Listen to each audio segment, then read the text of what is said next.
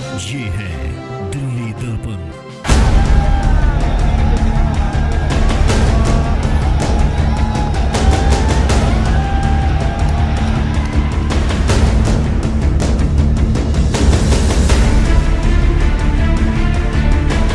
26 जनवरी को किसान आंदोलन के नाम पर हुई हिंसा और हंगामे में पुलिस ने करीब 150 लोगों को आरोपी बनाया है। इनकी कोर्ट में पैरवी के लिए किसान संगठन आगे आ रहे हैं, लेकिन काफी संख्या में लोग अपने निजी वकील के जरिए भी पुलिस की कार्यवाही को चुनौती दे रहे हैं। ऐसे ही वकील प्रदीप खत्री के संपर्क में 7 आरोपी हैं। प्रदीप खत्री दिल्ली पुलिस की कार्यवाही को कोर्ट में चुनौती देंगे।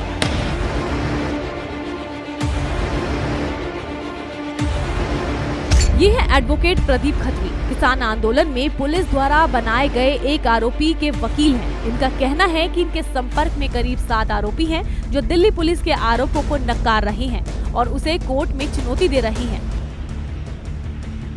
ऐसे ही एक आरोपी बलजीत सिंह का कहना है कि वो कभी किसान आंदोलन का हिस्सा ही नहीं रहा। 26 जनवरी को वो अपनी निजी गाड़ी से आया था।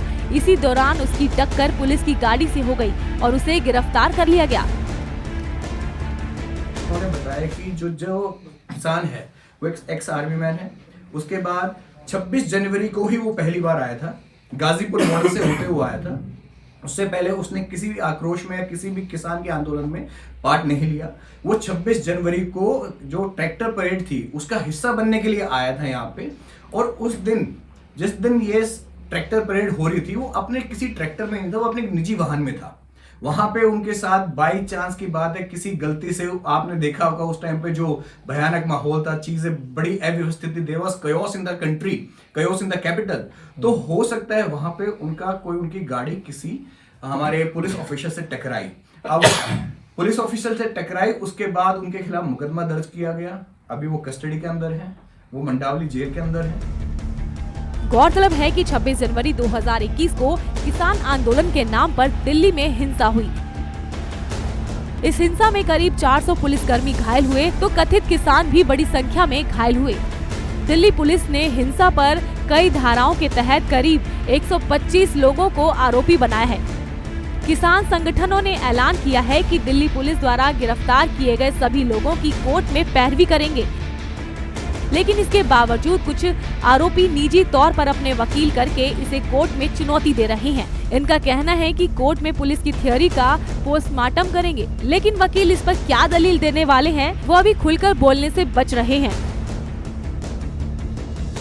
जब हमारे पास पूरा उनको डिफेंस करने का पूरा मसूदा तैयार हो जाएगा, उनके परिवार से हम पूरे संपर्क में हैं।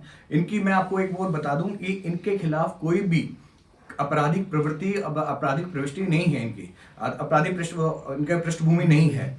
और अभी हम अपनी टीम के साथ डिस्कस करके, उनके परिवार के साथ डिस्कस करके जो भी उपयुक्त समय होगा, समय की नजाकत को देखते हुए हम इसमें अपने आगे कार्रवाई करेंगे, उसमें बेल एप्लीकेशन फाइल करेंगे। जाहिर है कि दिल्ली में हुए इस हंगामे में सवाल दिल्ली पुलिस की भूमिका पर भी उठेंगे। किसान संगठन 26 जनवरी को हुई हिंसा को एक साजिश मान रहे हैं। जिन लोगों को आरोपी बनाया है वो भी अपनी अपनी दलीलें देंगे।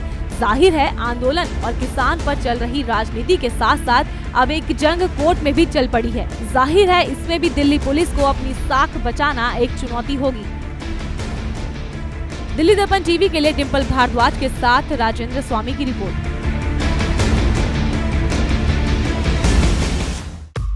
लेटेस्ट खबरों के लिए सब्सक्राइब करें हमारा YouTube चैनल या फिर लॉग ऑन करें www.delhidarpantv.com। खबरों की कवरेज और विज्ञापनों के लिए संपर्क करें इस नंबर पर।